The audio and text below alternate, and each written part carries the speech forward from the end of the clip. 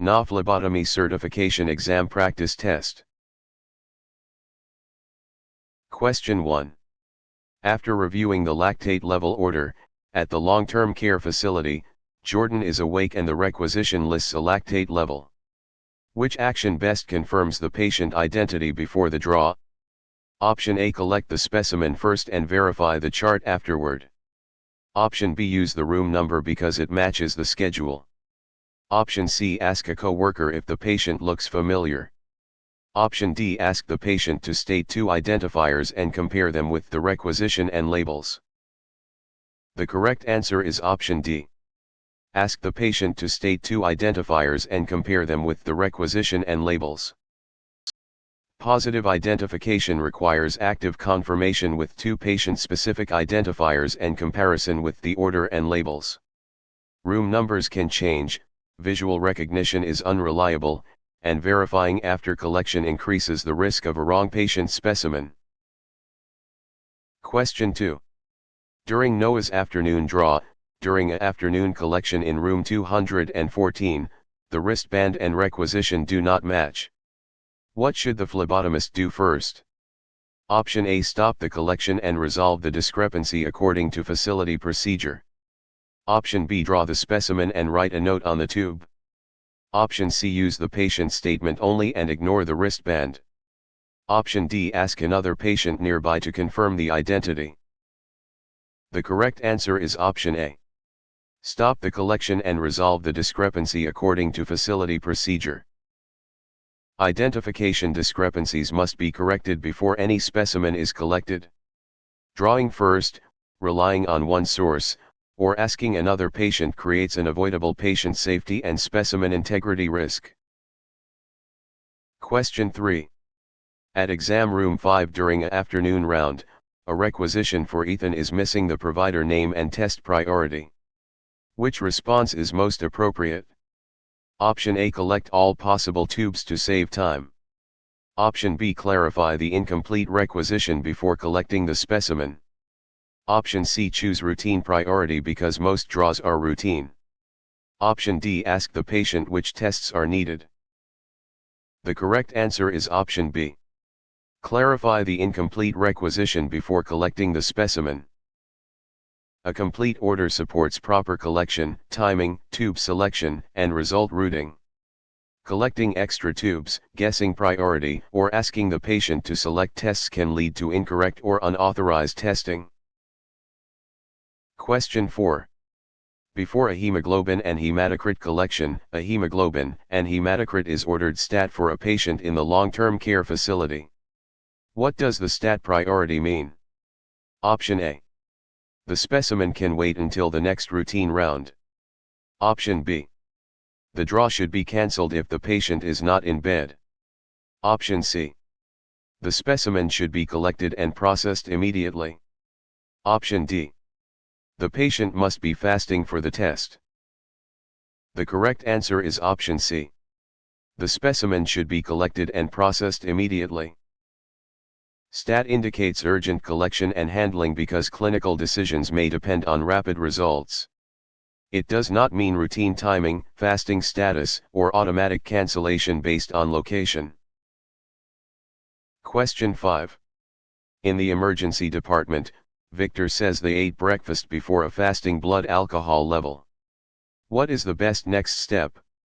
Option A. Collect the specimen and label it as fasting. Option B. Tell the patient to deny eating so the specimen can be collected.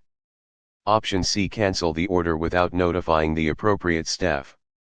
Option D. Follow facility policy by documenting the information and confirming whether collection should proceed. The correct answer is option D. Follow facility policy by documenting the information and confirming whether collection should proceed. Fasting status can affect results, so the information must be handled according to policy and communicated when required. Falsifying fasting status, ignoring the issue, or canceling without proper notification is unsafe and unprofessional. Question 6. For an adult patient in bed 18, a patient scheduled for a trough drug level is due for the next dose soon. When is the trough specimen usually collected? Option A, immediately before the next scheduled dose. Option B, immediately after the medication is swallowed. Option C, at any convenient time during the day. Option D, only after the medication has been stopped for 24 hours. The correct answer is option A, immediately before the next scheduled dose. A trough level measures the lowest drug concentration and is usually collected just before the next dose. Drawing after a dose, at a random time, or after stopping therapy can misrepresent the medication level. Question 7. While preparing Omar for a basic metabolic panel, a peak drug level is ordered after medication administration. Which action supports accurate timing? Option A, collect it before the medication is given. Option B, use the ordered collection time and facility protocol for that medication. Option C, skip documentation because peak levels are routine. Option D, collect it whenever the tourniquet is already applied. The correct answer is option B. Use the ordered collection time and facility protocol for that medication. Peak timing depends on the medication and must follow the order and facility protocol. Drawing before the dose, collecting randomly, or failing to document timing can make the result clinically misleading. Question 8. During a pediatric clinic collection, which tube should be drawn first when collecting several venous specimens including blood cultures? Option A, green heparin tube. Option B, lavender EDTA tube. Option C, blood culture bottles or sterile blood culture tube. Option D, gray fluoride tube.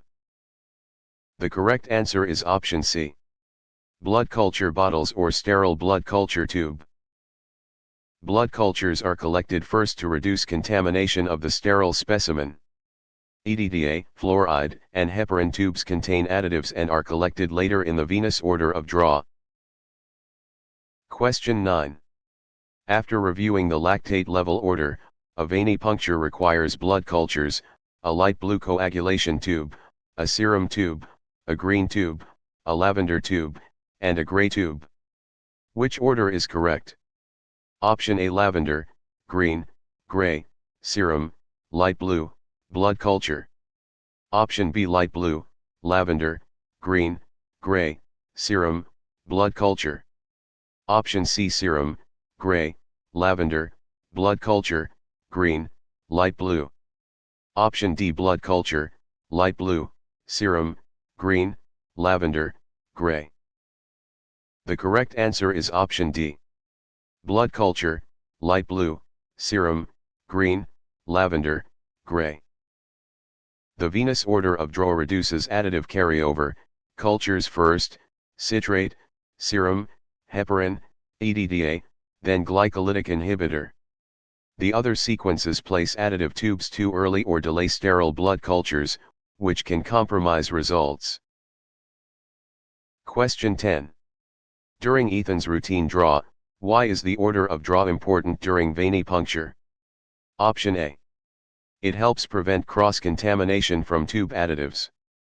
Option B. It prevents every possible hemolyzed specimen. Option C. It eliminates the need to identify the patient. Option D. It makes all tubes fill at the same speed. The correct answer is option A.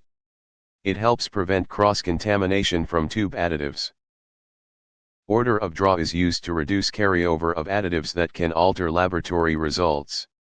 It does not control fill speed, replace patient identification, or prevent all causes of hemolysis. Question 11. At triage bay during a routine round, a light blue top tube for blood alcohol level is underfilled. Why is this a problem? Option A. The tube will become sterile after centrifugation.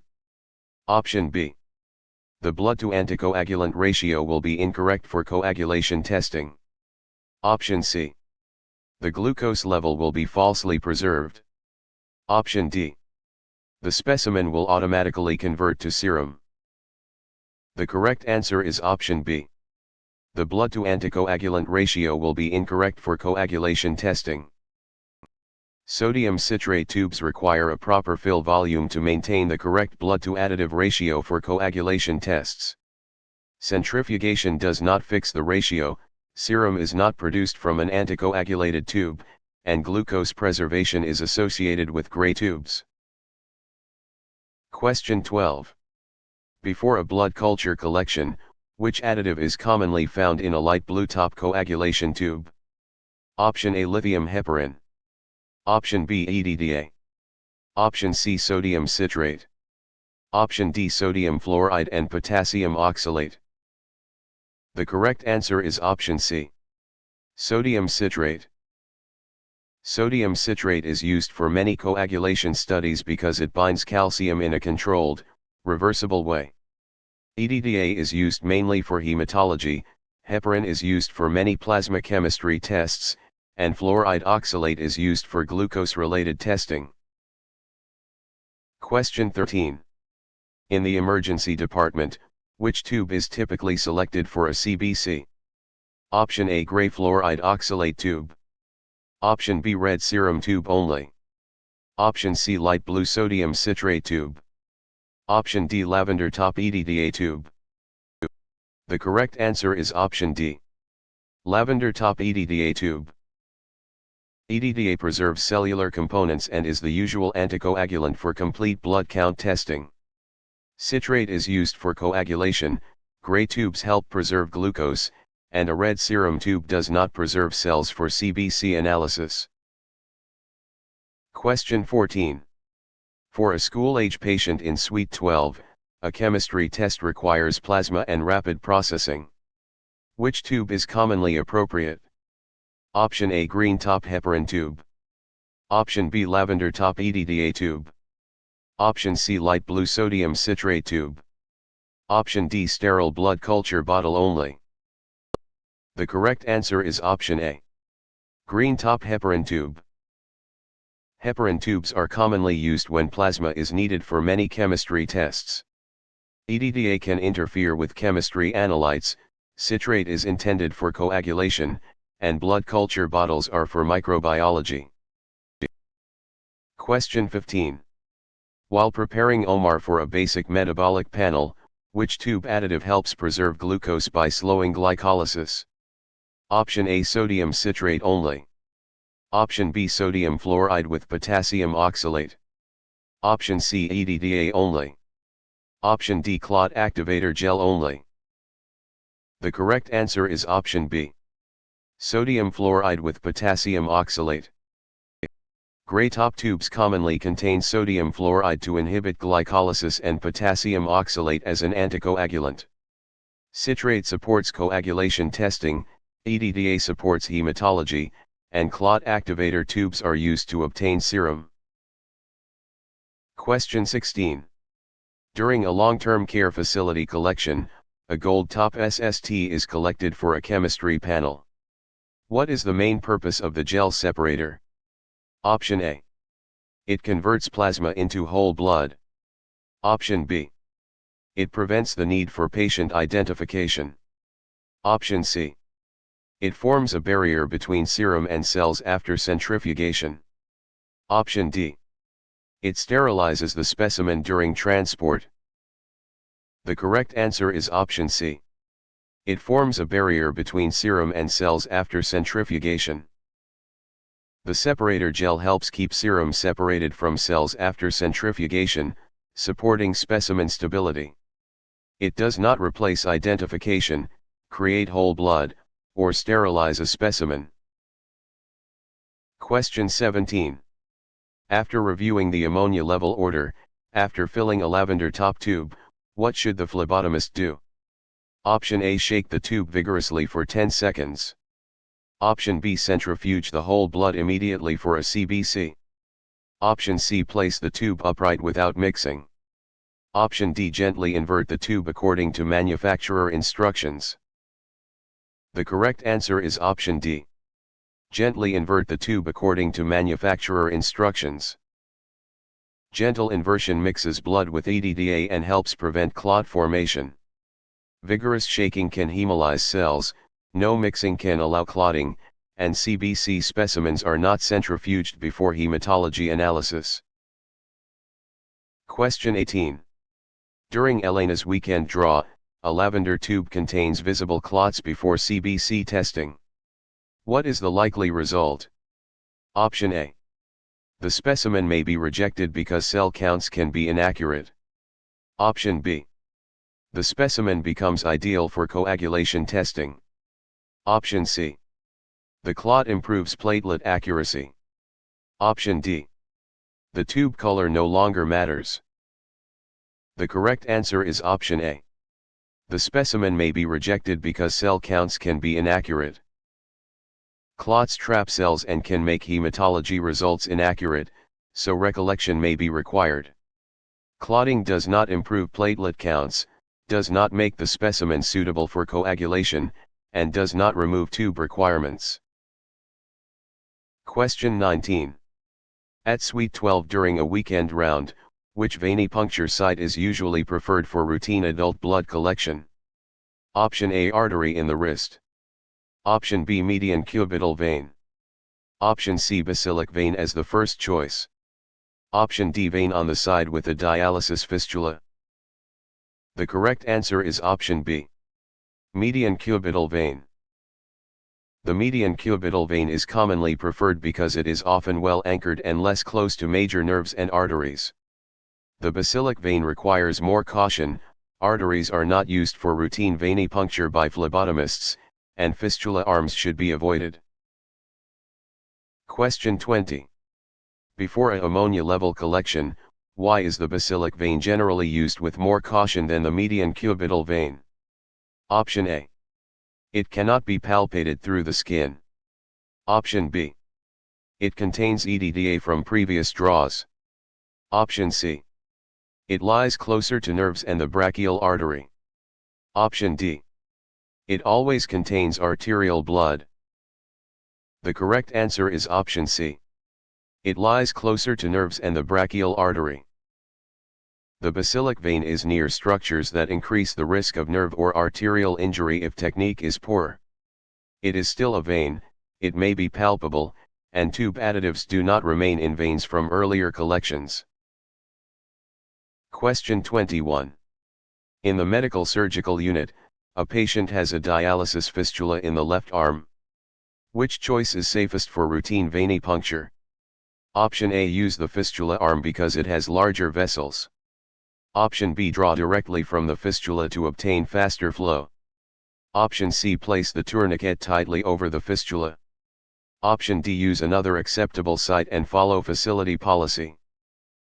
The correct answer is option D. Use another acceptable site and follow facility policy. A fistula arm is generally avoided because damage can threaten dialysis access and patient safety. Drawing from it, applying tourniquet pressure over it, or choosing it for convenience is inappropriate without specific authorization. Question 22. For an infant patient in Bay 3, the only visible vein is above an active 4 line. What should the phlebotomist do first? Option A. Look for an acceptable site on the opposite arm or follow facility policy for 4 situations. Option B. Draw directly above the 4 without documentation. Option C. Collect from the 4 tubing into all tubes. Option D. Ignore the 4 because tube additives prevent contamination.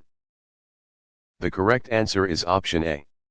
Look for an acceptable site on the opposite arm or follow facility policy for 4 situations. Specimens should be collected away from active 4 infusions when possible because fluid contamination can alter results. Drawing above the 4, collecting from tubing without authorization, or relying on additives does not protect specimen integrity. Question 23. While preparing Victor for a bilirubin test, a large bruise is present over the intended venipuncture site. Which action is best? Option A. Draw through the bruise because blood flow is easier. Option B. Select a different acceptable site. Option C. Massage the bruise firmly before inserting the needle. Option D. Apply the tourniquet for several minutes to clear the bruise. The correct answer is option B. Select a different acceptable site. Bruised or hematoma areas should be avoided because the specimen may be contaminated with tissue fluid and the patient may be injured further.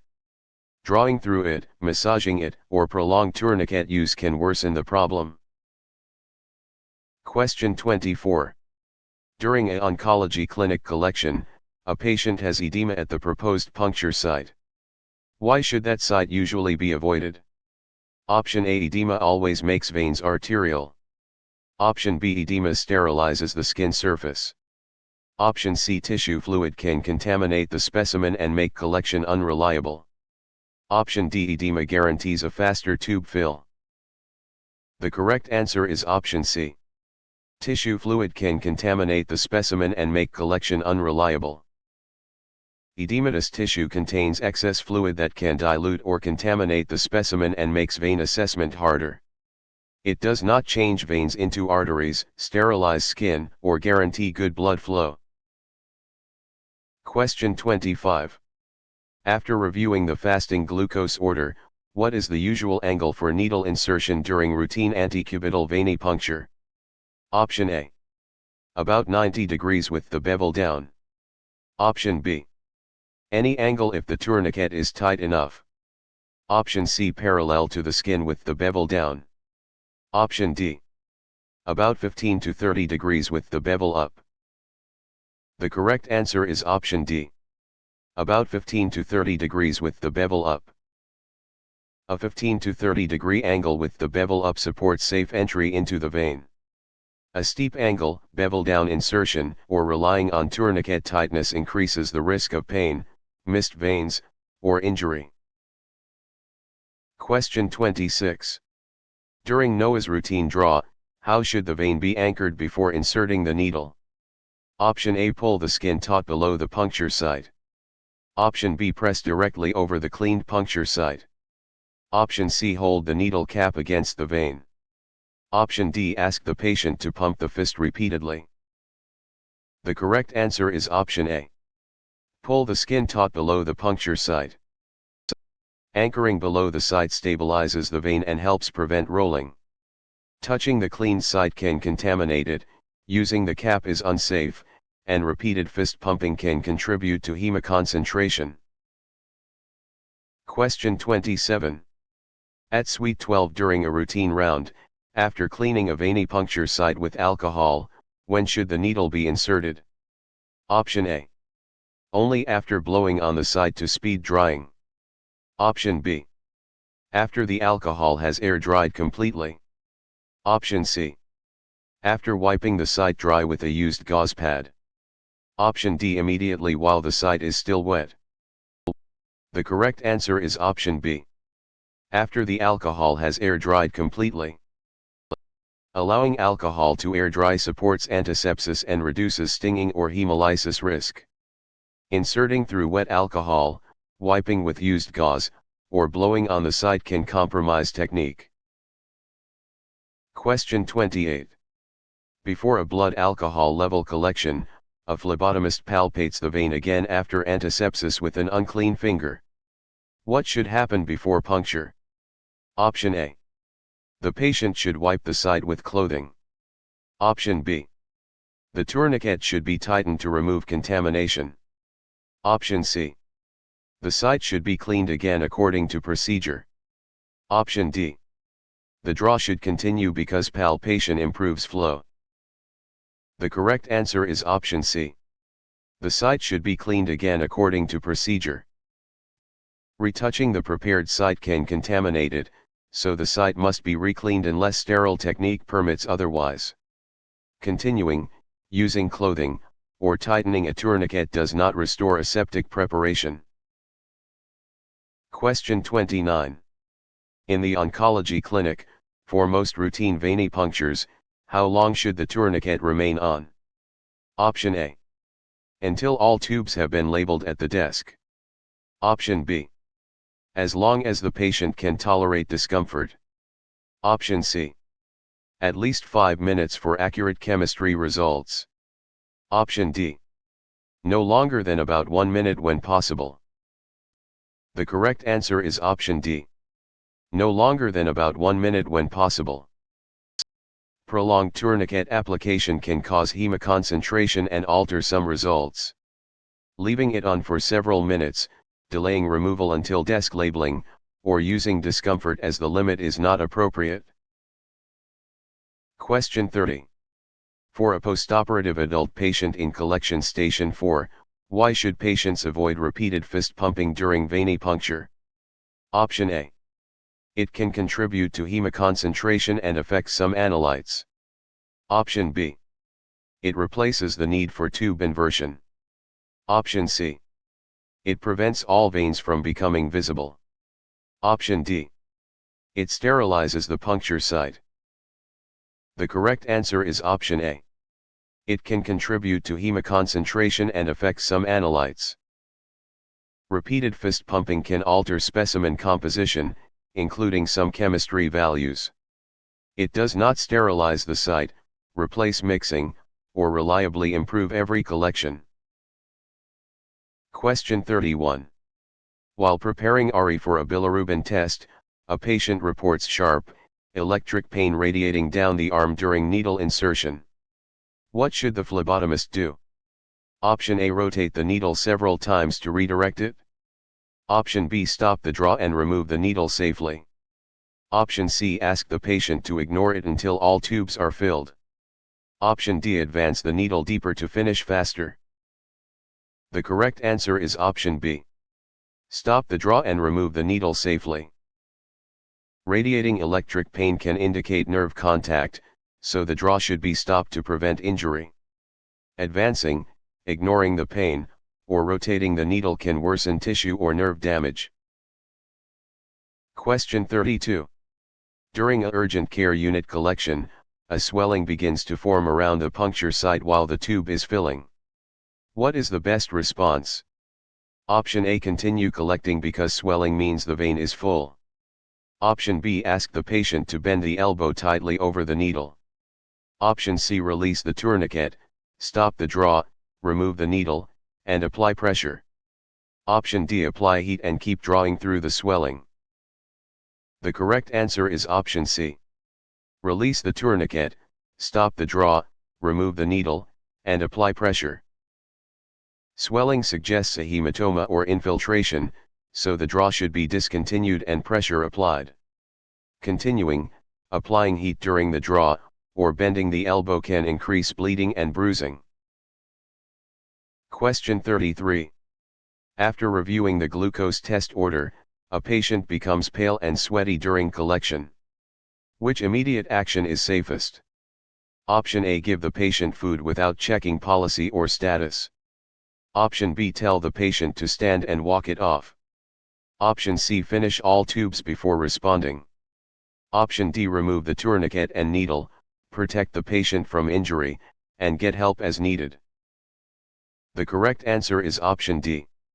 Remove the tourniquet and needle, protect the patient from injury, and get help as needed. Pale skin and sweating can signal syncope, so patient safety and stopping the procedure come first. Standing, finishing the draw, or giving food without assessment can create additional risk. Question 34.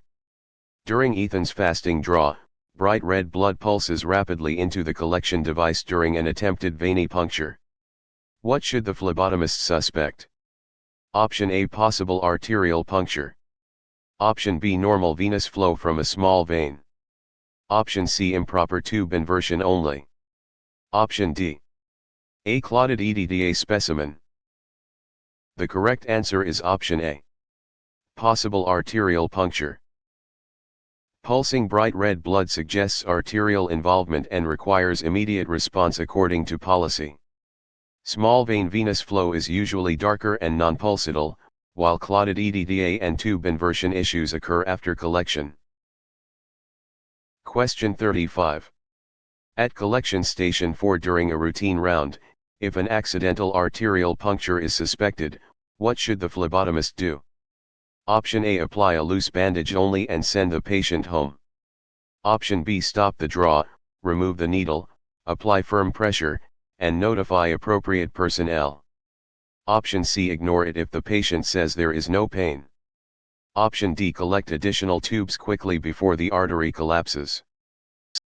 The correct answer is option B. Stop the draw, remove the needle, apply firm pressure, and notify appropriate personnel. Suspected arterial puncture requires stopping the procedure and applying firm pressure to reduce bleeding risk. Continuing, using only a loose bandage, or ignoring the event can lead to serious complications. Question 36. Before a lactate level collection, a patient has petechiae after tourniquet application. What do petechiae suggest? Option A. The needle gauge is too large in every case. Option B. The patient has no risk of bruising. Option C. Small capillaries may be fragile or bleeding under the skin. Option D. The site is fully sterilized. The correct answer is option C. Small capillaries may be fragile or bleeding under the skin. Petechiae are small pinpoint hemorrhages that can suggest capillary fragility or increased bleeding tendency.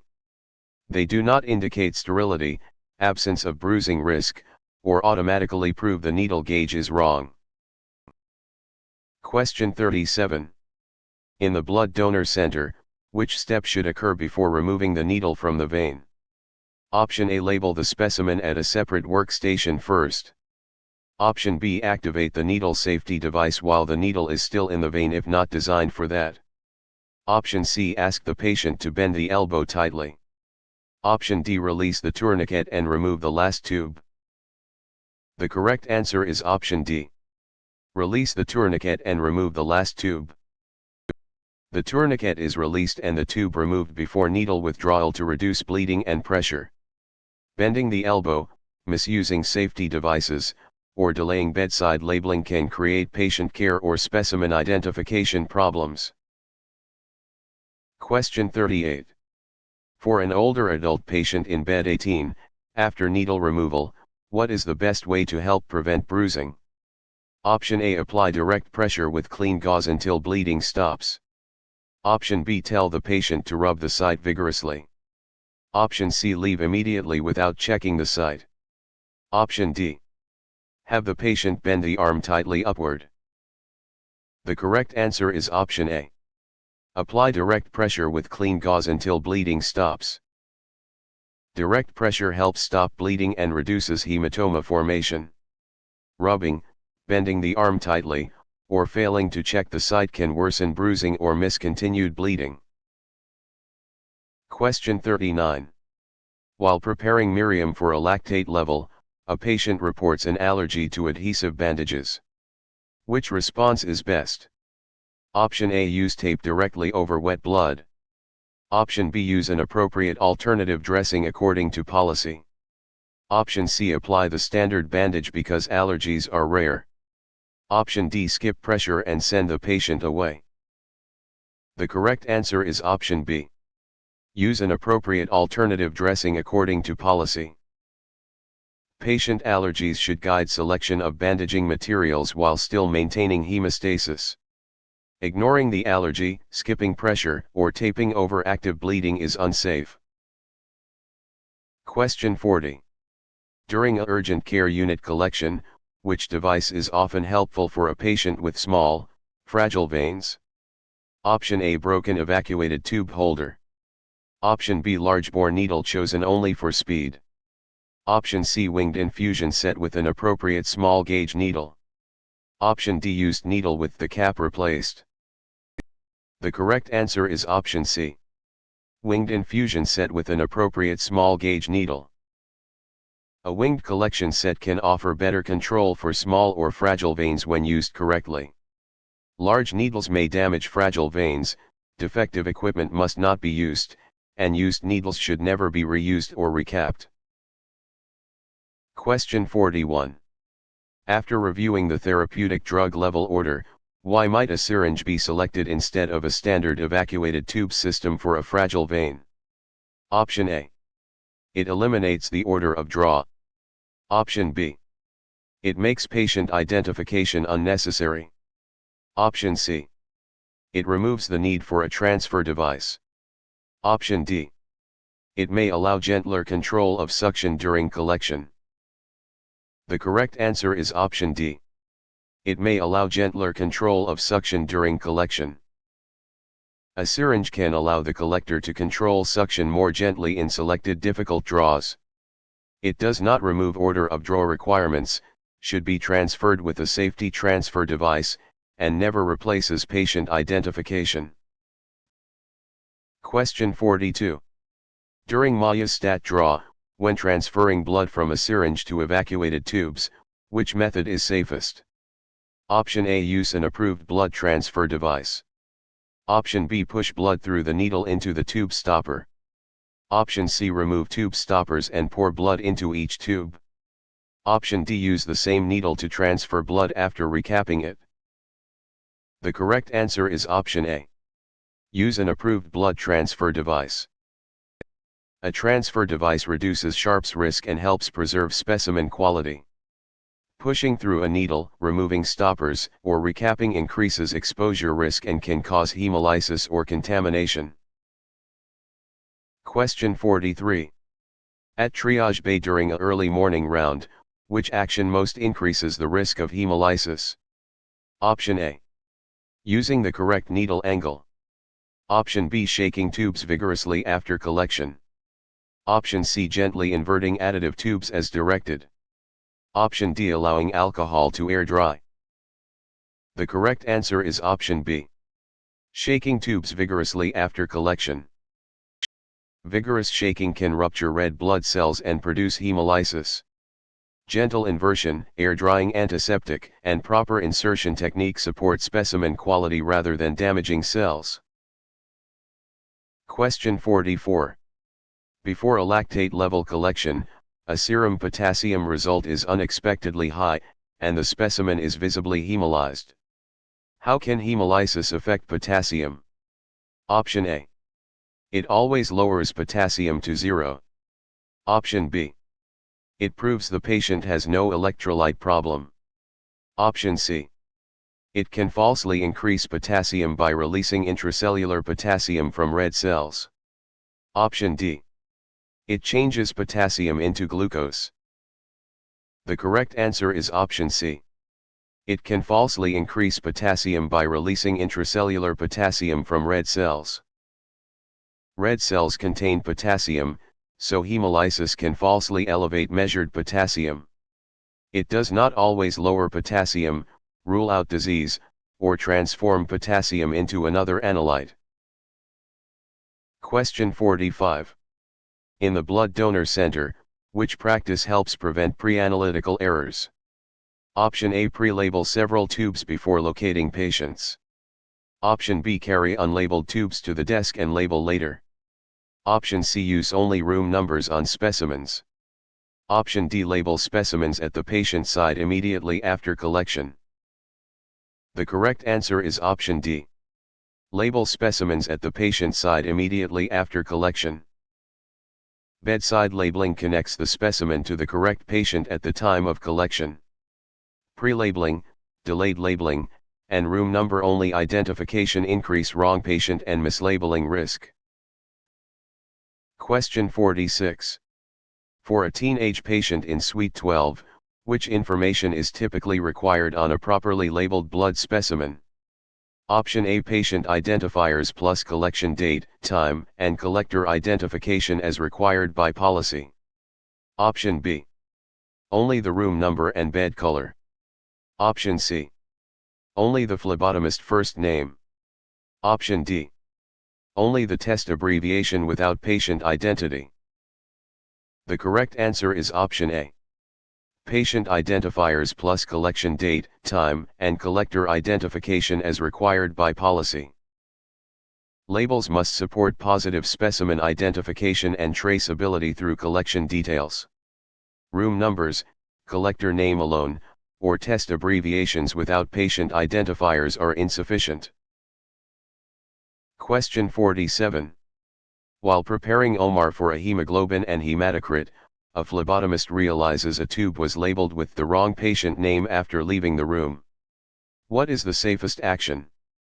Option A. Send it to the lab because the tube color is correct. Option B. Follow policy for specimen rejection and recollection if needed. Option C. Scratch out the name and write another one. Option D. Use correction fluid on the label. The correct answer is option B. Follow policy for specimen rejection and recollection if needed. Mislabeling is a serious patient safety issue and must be handled by policy, often requiring recollection. Altering labels or sending a known mislabeled specimen can lead to harmful treatment decisions. Question 48. During a long-term care facility collection, which example is a pre-analytical error? Option A. Provider interpreting a completed report. Option B. Analyzer software calculating a final result. Option C. Collecting a coagulation specimen in an underfilled light blue tube. Option D. Billing department mailing a statement. The correct answer is option C. Collecting a coagulation specimen in an underfilled light blue tube.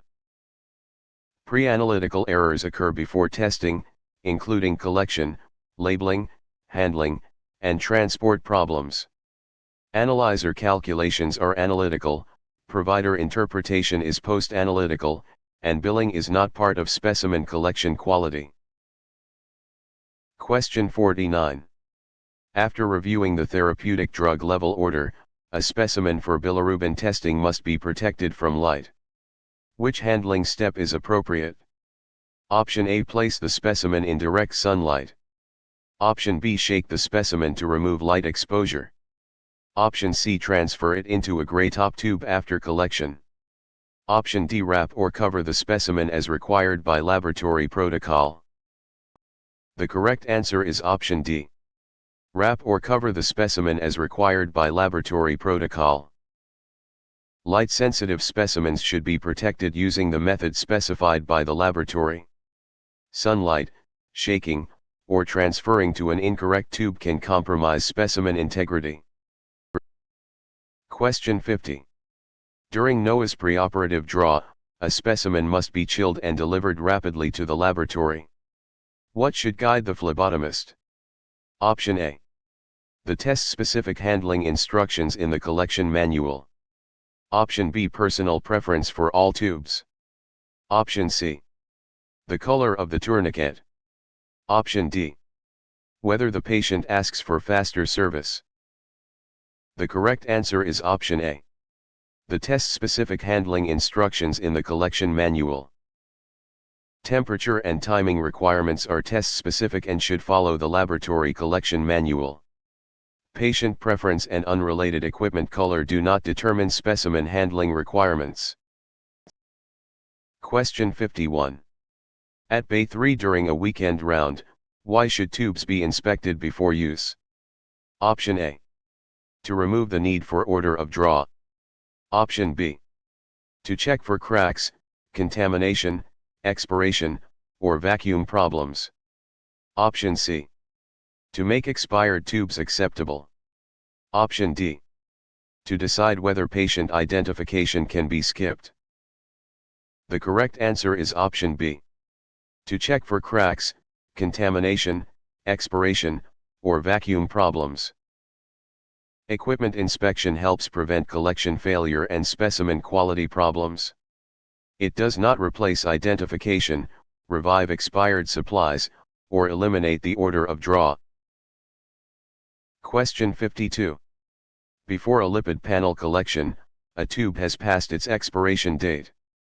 What should the phlebotomist do? Option A. Use it if the stopper color looks normal. Option B. Use it only for pediatric patients. Option C. Do not use the tube and obtain an acceptable replacement. Option D. Fill it halfway to compensate for expiration. The correct answer is option C. Do not use the tube and obtain an acceptable replacement. Expired tubes may have reduced vacuum or compromised additives, so they should not be used. Appearance, patient age, or partial filling does not make an expired tube acceptable. Question 53. In the outpatient clinic, before a capillary puncture, why is the site often warmed? Option A. To make the lancet reusable. Option B. To sterilize the site without antiseptic. Option C. To replace the need for patient identification. Option D. To increase blood flow to the puncture area. The correct answer is option D. To increase blood flow to the puncture area. Warming can improve capillary blood flow and reduce excessive squeezing. It does not sterilize the site, replace identity checks, or permit reuse of single-use devices. Question 54. For a dehydrated adult patient in Bay 3, for an infant heel puncture, which area is generally safest? Option A, medial or lateral plantar surface of the heel. Option B, center of the heel over the calcaneus. Option C, arch of the foot. Option D, posterior curvature of the heel. The correct answer is option A. Medial or lateral plantar surface of the heel. The medial or lateral plantar heel reduces the risk of bone injury when performed correctly. The posterior curvature, center heel, and arch increase the chance of injury or poor specimen collection. Question 55. While preparing MIA for a urine drug screen, why should the first drop of blood from a routine capillary puncture usually be wiped away? Option A. It always contains only plasma. Option B. It may contain tissue fluid or debris that can affect the specimen. Option C. It prevents all needle stick injuries. Option D. It is required for blood culture bottles. The correct answer is option B. It may contain tissue fluid or debris that can affect the specimen. The first drop can be contaminated with tissue fluid or skin debris, so wiping it away supports specimen quality. It is not pure plasma, is not used for blood culture bottles, and does not address sharp safety by itself. Question 56.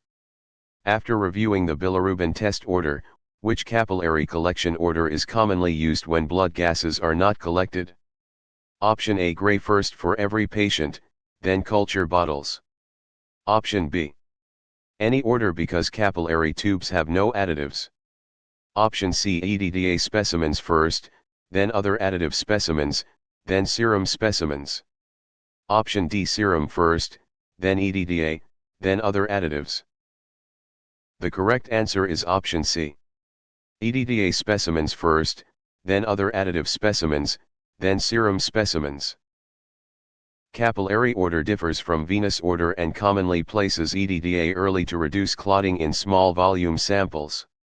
Serum first collection, universal gray first collection, or ignoring additives can compromise results.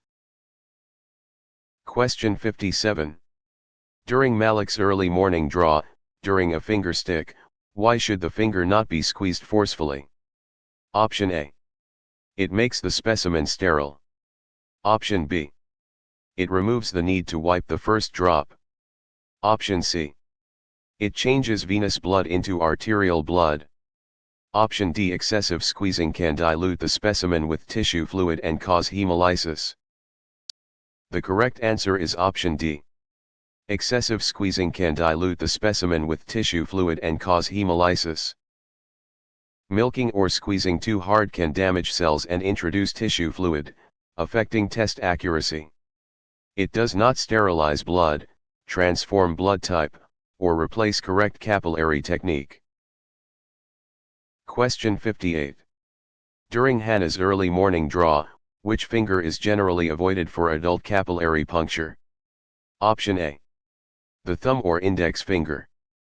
Option B. The middle finger. Option C. A warm finger with good circulation. Option D. The ring finger. The correct answer is option A. The thumb or index finger. The thumb and index finger are often avoided because they may be more calloused, sensitive, or frequently used. The middle and ring fingers are commonly preferred when suitable, and warming may improve flow. Question 59. At exam room 5 during a fasting round, a used lancet remains on the tray after a dermal puncture. What should be done?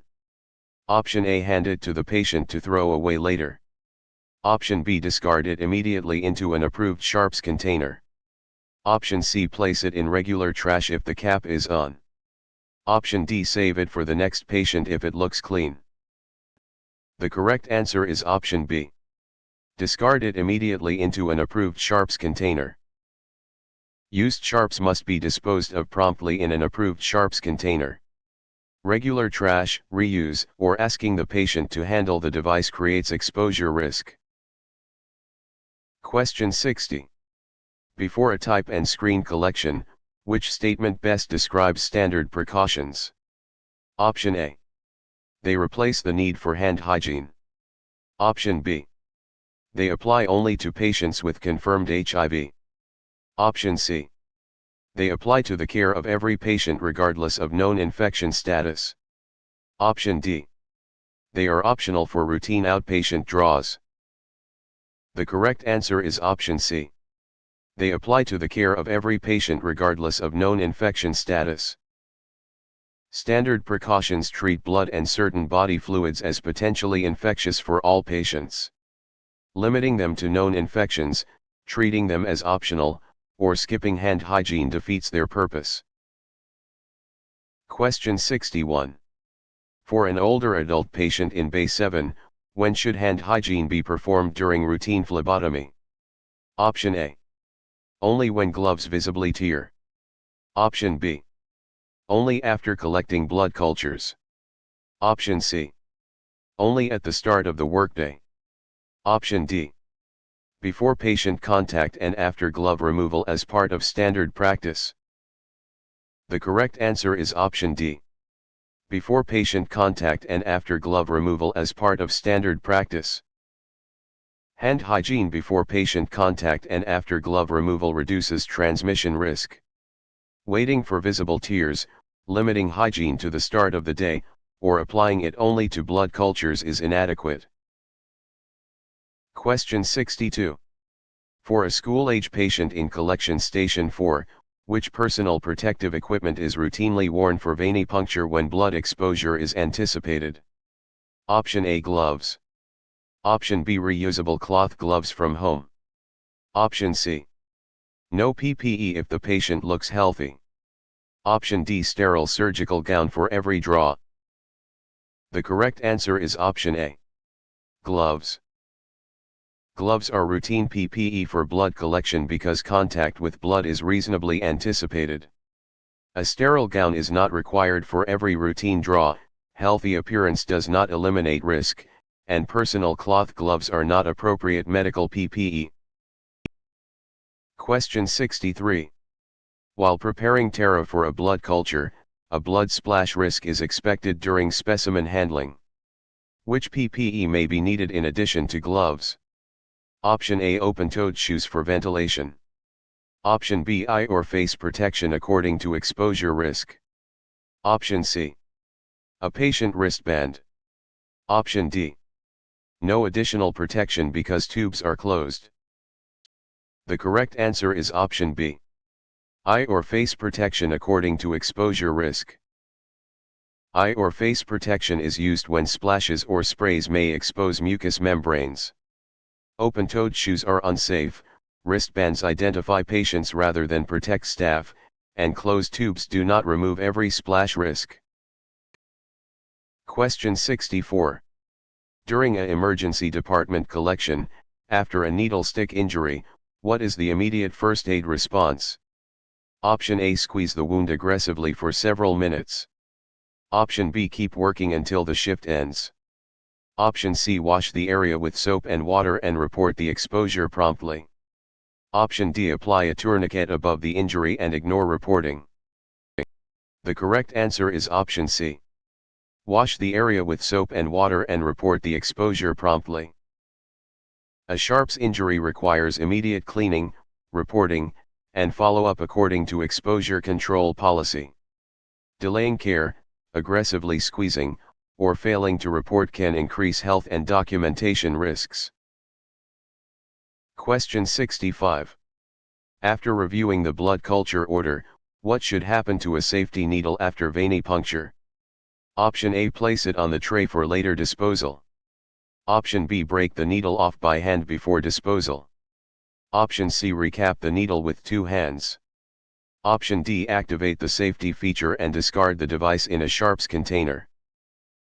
The correct answer is option D. Activate the safety feature and discard the device in a sharps container. Safety features and immediate sharps disposal reduce needle stick risk. Two-handed recapping, delayed disposal, and manually breaking needles are unsafe practices. Question 66. During Omar's stat draw, a sharps container is filled past the marked fill line. What should the phlebotomist do? Option A. Use an approved container that is not overfilled and follow replacement procedure. Option B. Continue using it until the lid will not close. Option C. Push the contents down by hand. Option D. Move sharps into a plastic trash bag. The correct answer is option A.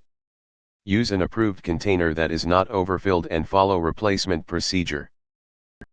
Overfilled sharps containers increase injury risk and should be replaced according to policy. Pushing sharps down, overusing the container, or transferring sharps to trash is unsafe.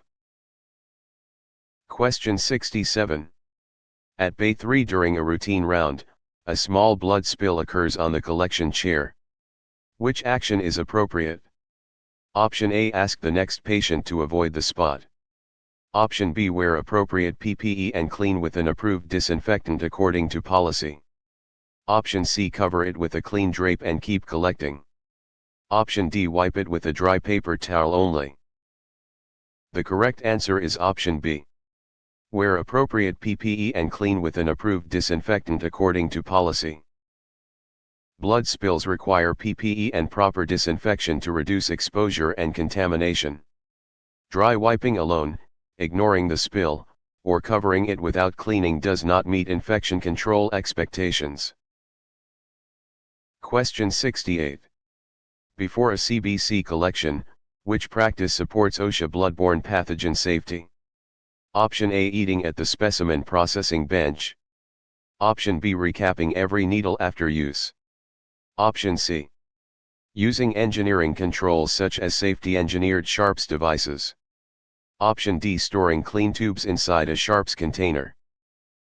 The correct answer is option C. Using engineering controls such as safety-engineered sharps devices. Safety-engineered devices are engineering controls that help reduce occupational exposure. Recapping, eating in specimen areas, and storing supplies in sharps containers create avoidable hazards. Question 69.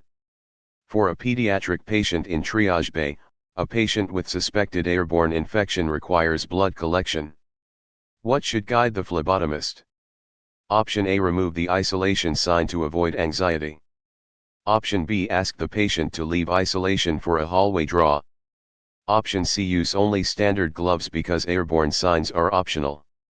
Option D. Follow the facility transmission-based precaution requirements before entering. The correct answer is option D. Follow the facility transmission-based precaution requirements before entering.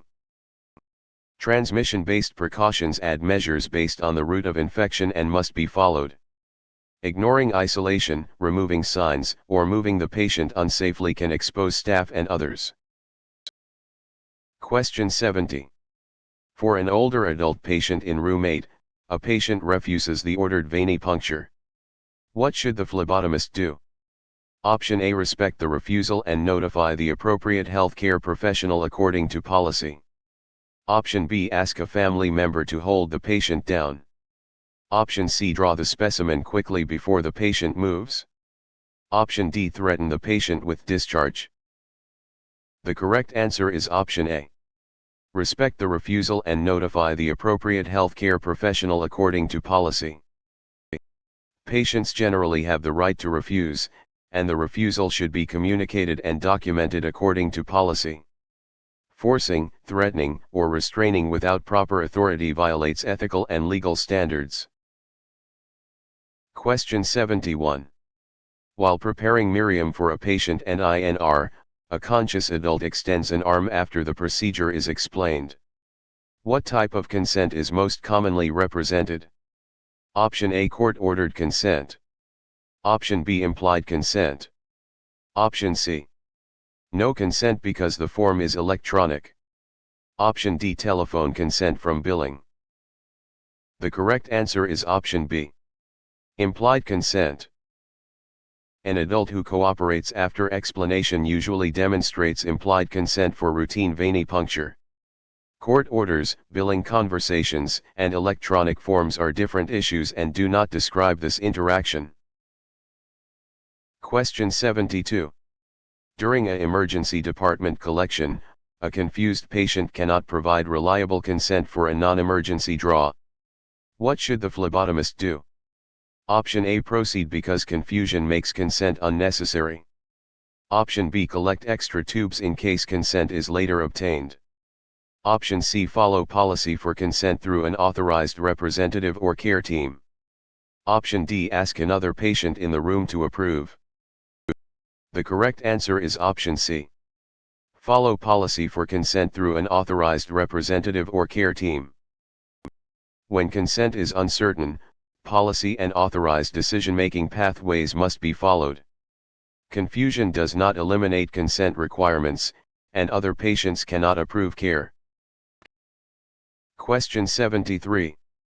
During Maya's evening draw, which behavior best protects patient privacy in a busy waiting area? Option A, leave requisitions face up on the counter.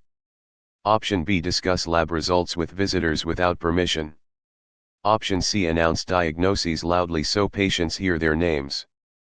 Option D, discuss protected health information only as needed and in an appropriate setting. The correct answer is option D. Discuss protected health information only as needed and in an appropriate setting. Privacy rules require limiting disclosure of protected information to appropriate purposes and settings. Loud announcements, exposed paperwork, and unauthorized discussions can violate confidentiality. Question 74. During Daniel's fasting draw, a patient asks the phlebotomist to explain whether a lab result means cancer. What is the best response? Option A, refer the patient to the provider for interpretation of results. Option B, give a diagnosis based on the phlebotomist's opinion. Option C, change the result wording to make it less alarming. Option D, search the internet with the patient and interpret it. The correct answer is option A. Refer the patient to the provider for interpretation of results. Interpreting diagnoses is outside the phlebotomist's role and should be handled by the provider. Giving opinions, informal internet interpretation, or altering result wording is inappropriate and unsafe. Question 75. At collection station 4 during an afternoon round, a patient with limited English proficiency needs instructions for a time test. What is the best communication approach? Option A, use a child family member as the default interpreter. Option B, use an approved interpreter according to facility policy. Option C, skip instructions and collect any specimen available. Option D, speak louder in English until the patient nods. The correct answer is option B. Use an approved interpreter according to facility policy. Approved interpreter services help ensure accurate, respectful communication. Speaking louder, relying on a child by default, or skipping instructions can lead to misunderstanding and poor specimen quality. Question 76. Before a fasting glucose collection, which response shows professional communication with an anxious patient? Option A, ignore the patient and focus only on tubes. Option B, tell the patient fear is childish. Option C, explain the steps calmly and ask about prior fainting or concerns. Option D, promise the draw will be painless for everyone. The correct answer is option C. Explain the steps calmly and ask about prior fainting or concerns. Calm explanation and assessment of prior reactions help improve safety and trust. Dismissing fear, ignoring concerns, or promising no pain can damage communication and set unrealistic expectations. Question 77. In the urgent care unit, a child is scheduled for venipuncture and a parent is present. Which approach is most appropriate? Option A. Hide the needle in a way that prevents consent. Option B. Use complex medical terminology to impress the parent. Option C. Ask the child to sign all legal consent forms alone. Option D. Use age-appropriate explanation and follow policy for guardian involvement. The correct answer is option D. Use age-appropriate explanation and follow policy for guardian involvement. Pediatric collection requires developmentally appropriate communication and correct guardian involvement. Complex jargon, deceptive communication, or relying on a child alone for legal consent is inappropriate. Question 78. For a geriatric patient in collection station 4, a blood culture set is ordered before antibiotics. Which timing is preferred when feasible? Option A. Collect the cultures before antimicrobial therapy begins. Option B. Skip cultures if antibiotics are ordered. Option C. Wait until the antibiotic bag is empty. Option D. Collect only after the fever disappears. The correct answer is option A. Collect the cultures before antimicrobial therapy begins. Blood cultures are ideally collected before antibiotics because therapy can reduce organism recovery. Waiting until after antibiotics, waiting for fever to resolve, or skipping cultures can reduce diagnostic value. Question 79. While preparing GRACE for a basic metabolic panel, for adult blood culture collection, why is adequate volume important? Option A. More volume always prevents contamination. Option B. Blood volume is a major factor in detecting bloodstream infection. Option C. Any drop of blood is enough for all adult cultures. Option D. Volume does not matter if the bottle color is correct. The correct answer is option B. Blood volume is a major factor in detecting bloodstream infection.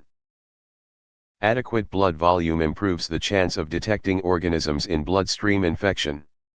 Volume alone does not prevent contamination, bottle color is not enough, and a single drop is inadequate for adult culture protocols. Question 80. After reviewing the lactate level order, when collecting 2 adult blood culture sets, which practice helps reduce contamination and improve interpretation? Option A. Pour blood from one bottle into another. Option B. Draw all bottles from one contaminated site. Option C. Use separate venipuncture sites when required by protocol. Option D. Collect after labeling is completed at the desk. The correct answer is option C. Use separate venipuncture sites when required by protocol. Separate sites are commonly used to help distinguish true bloodstream infection from contamination and to meet protocol. Using a contaminated site, transferring between bottles, or delaying proper labeling undermines specimen quality. Question 81. After reviewing the CBC order, what should be disinfected before inoculating blood culture bottles? Option A. The patient wristband instead of the skin. Option B. The phlebotomist's pen only. Option C. Only the outside of the requisition form. Option D. The bottle septum according to policy. The correct answer is option D. The bottle septum according to policy. Bottle septa are disinfected to reduce contamination when blood is introduced. Cleaning paperwork, wristbands, or pens does not prepare the bottle for specimen collection. Question 82. During Jordan's midday draw, which skin preparation is appropriate for a blood alcohol level collection? Option A. Use a non-alcohol antiseptic according to policy. Option B. Clean the site with drinking alcohol. Option C. Use isopropyl alcohol and leave it wet. Option D. Skip all skin antisepsis to avoid contamination.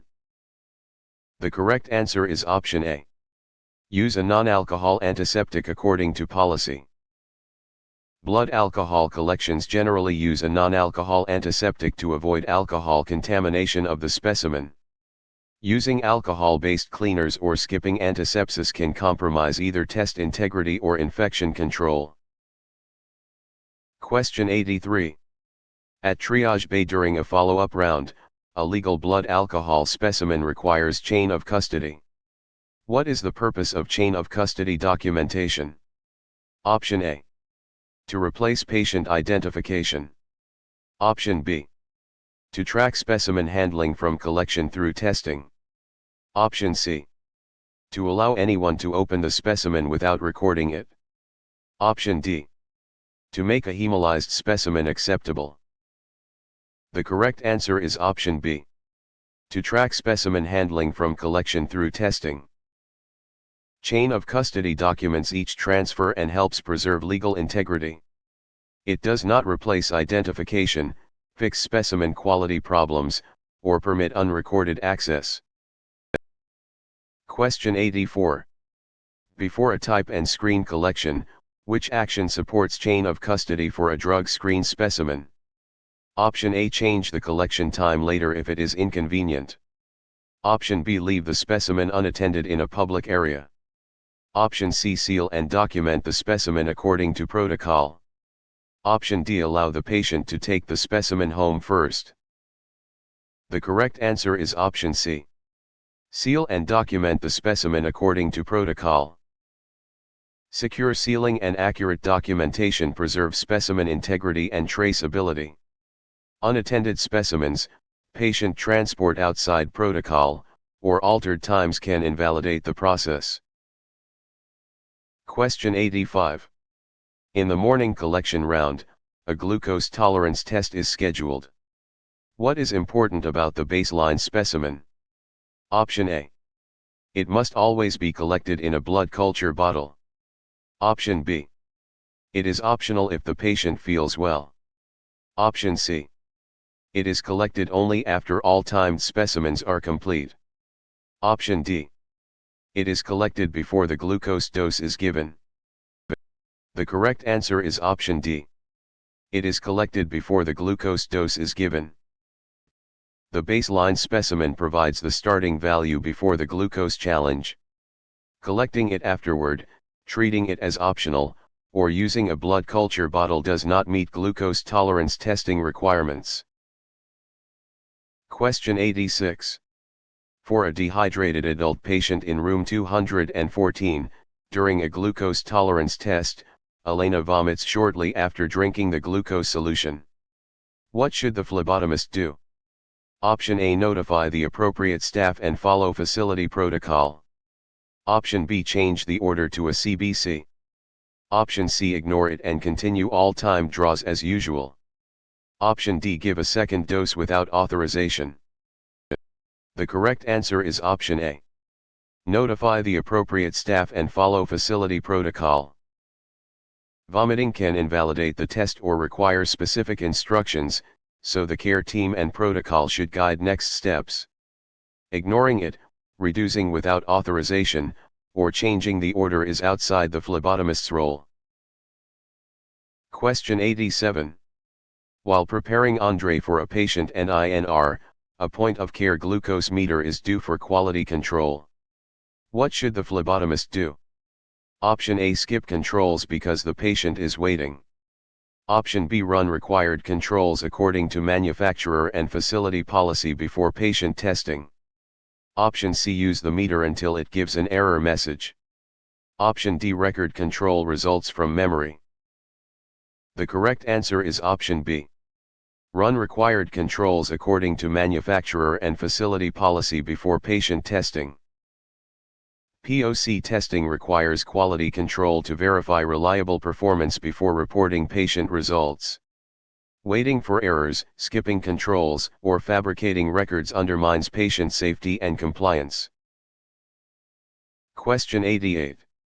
During a pediatric clinic collection, a point-of-care result is outside the critical range. What is the appropriate response? Option A. Change the result to the nearest normal value. Option B. Repeat it endlessly without notifying anyone. Option C. Report and document the result according to critical value policy. Option D. Hide the result until the patient leaves.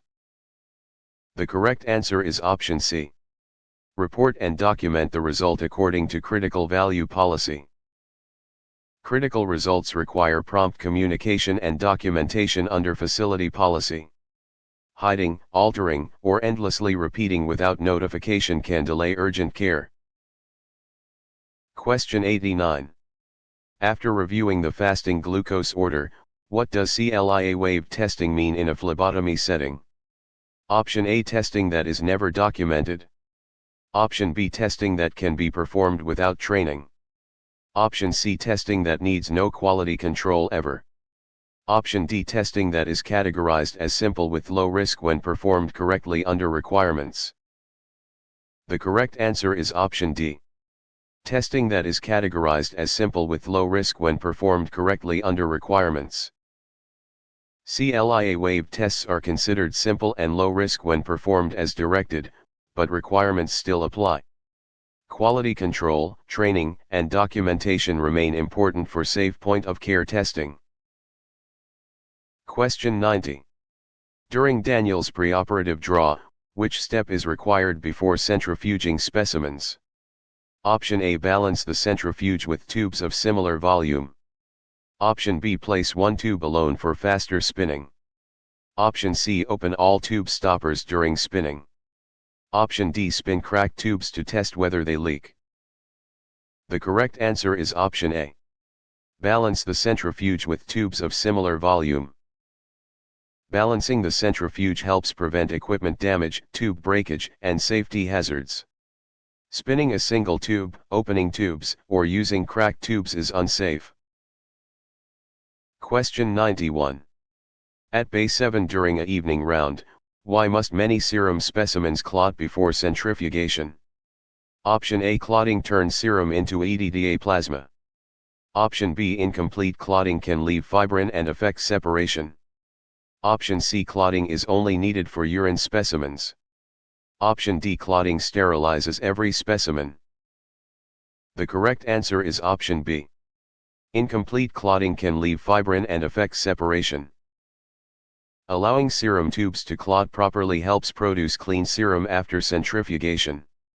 Clotting does not create EDTA plasma, sterilize specimens, or apply only to urine. Question 92. Before a bilirubin test collection, what is plasma? Option A. The solid clot from a serum tube. Option B. Only red blood cells after centrifugation.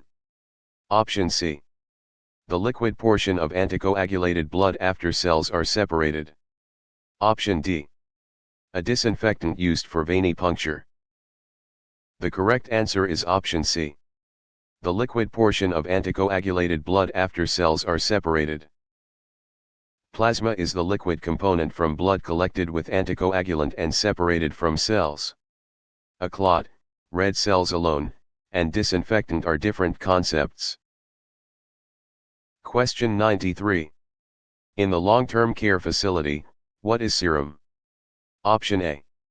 The anticoagulant inside a gray tube. Option B, whole blood mixed with EDTA. Option C. The buffy coat only. Option D. The liquid portion of blood after clotting and centrifugation. The correct answer is option D. The liquid portion of blood after clotting and centrifugation. Serum is liquid separated from clotted blood and lacks clotting factors consumed in clot formation. EDTA whole blood, gray tube additive, and the buffy coat are not serum. Question 94. For a geriatric patient in room 214, which blood component is mainly responsible for oxygen transport? Option A, red blood cells. Option B, clot activator gel. Option C, platelets. Option D, plasma water only. The correct answer is option A. Red blood cells. Red blood cells contain hemoglobin, which transports oxygen. Platelets support clotting, plasma water carries dissolved substances, and gel is a tube component rather than a blood cell. Question 95. While preparing ARI for a type and screen, which blood component is most directly involved in primary hemostasis? Option A, serum separator gel. Option B, platelets. Option C, sodium fluoride. Option D. Tourniquet latex.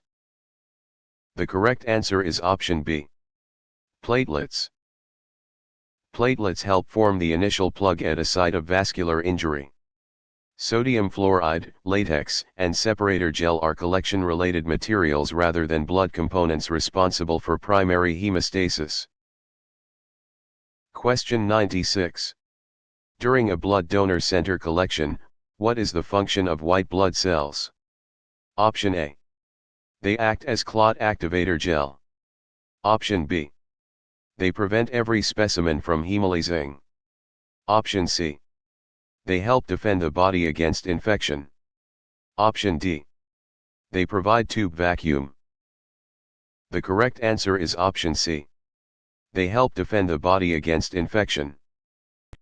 White blood cells are part of immune defense and inflammatory responses. They do not create tube vacuum, act as gel, or prevent all hemolysis. Question 97. After reviewing the ammonia level order, which term means stopping bleeding? Option A. Hematoma. Option B. Hemoconcentration. Option C. Hemolysis. Option D. Hemostasis. The correct answer is option D. Hemostasis. Hemostasis is the process that stops bleeding through vessel response, platelet action, and coagulation. Hemolysis is red cell rupture, a hematoma is a blood collection in tissue, and hemoconcentration is concentration of blood components. Question 98. During Priya's weekend draw, which term describes rupture of red blood cells in a specimen?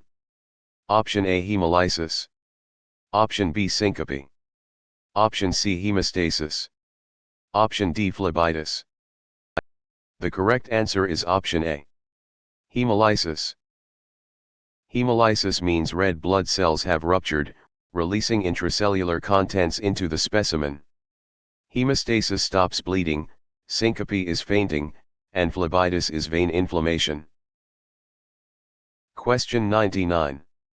At collection station 4 during a preoperative round, which term describes fainting during or after blood collection? Option A. Edema. Option B. Syncope. Option C. Aliquoting. Option D. Petechiae. The correct answer is option B. Syncope. Syncope is fainting and can occur with anxiety, pain, or vasovagal response during phlebotomy. Edema is swelling, petechiae are pinpoint hemorrhages, and aliquoting is transferring a specimen portion. Question 100.